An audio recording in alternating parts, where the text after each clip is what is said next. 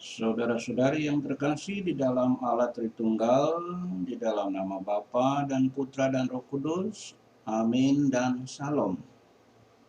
Selamat bergabung kembali dalam serial Renungan Harian bertema panggilan untuk meresapi dan menyempurnakan tata dunia dengan semangat Injil berdasarkan Konsili Vatikan II, Decret Apostolicam Actuositatem artikel yang kelima. Serial Renungan Harian ini disampaikan oleh Romo Marcel Gabriel dari Yongpo, Pangkal Pinang, khusus untuk Anda bersama keluarga.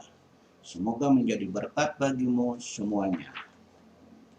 Pada seri ke-9 hari ini, Rabu 25 Agustus 2021, firman Tuhan menghadirkan kepada kita pengalaman pewartaan Injil oleh Rasul Paulus kepada jemaat di Tesalonika. Paulus bersukacita dan mengucap syukur kepada Tuhan karena benih iman yang ditaburkannya kepada jemaat Tesalonika itu mendapatkan tanggapan yang sangat kooperatif. Paulus tak putus-putusnya berdoa dan mengucap syukur kepada Tuhan karena menyaksikan bahwa sabda Allah yang dia taburkan itu bekerja giat di dalam diri jemaat yang percaya. 1 Tesalonika bab 2 ayat 9 sampai 13. Begitulah untuk jemaat yang percaya, sabda Allah yang ditaburkan kepada mereka tidak akan sia-sia, melainkan giat bekerja mengarahkan jemaat kepada hidup dengan kesetiaan yang penuh kepada kehendak Allah. Hal itu nampaknya tidak sulit untuk dilakukan, karena menurut pengalaman pemazmur, Tuhan Allah mengenal hati setiap orang. Kemanapun saja orang-orang bepergian, Roh Allah senantiasa bersama mereka. Tinggal kita mengundang roh itu masuk ke dalam hati kita, maka dia akan bekerja menuntun umatnya.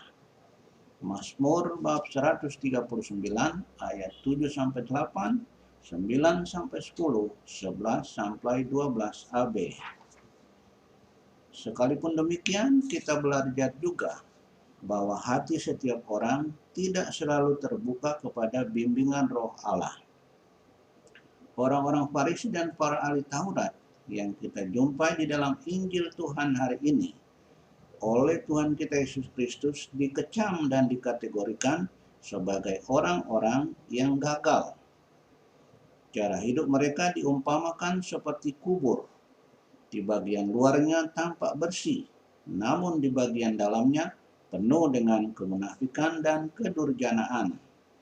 Matius bab 23 ayat 23-32, khususnya ayat 27 dan 28. Saudara, supaya kita dapat meresapi dan menyempurnakan tata dunia dengan semangat Injil, dengan hasil yang signifikan, sebagaimana yang terjadi pada jemaat di Tesalonika itu, firman Tuhan mengingatkan kita untuk tidak hanya berteori atau bermain kata-kata saja, tetapi bahwa tutur kata, sikap dan tingkah laku kita harus mengalir keluar dari perbendaharaan hidup kita.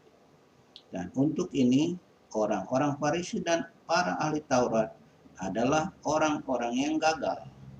Mereka bukanlah orang-orang yang layak untuk kita teladani.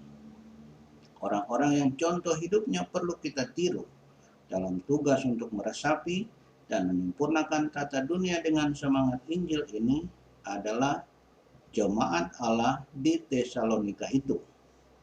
Semoga sabda Allah yang telah bekerja giat di dalam diri mereka bekerja giat juga di dalam hati kita. Berkat Tuhan kita Yesus Kristus menyertai kita sekalian di dalam nama Bapa dan Putra dan Roh Kudus. Amin.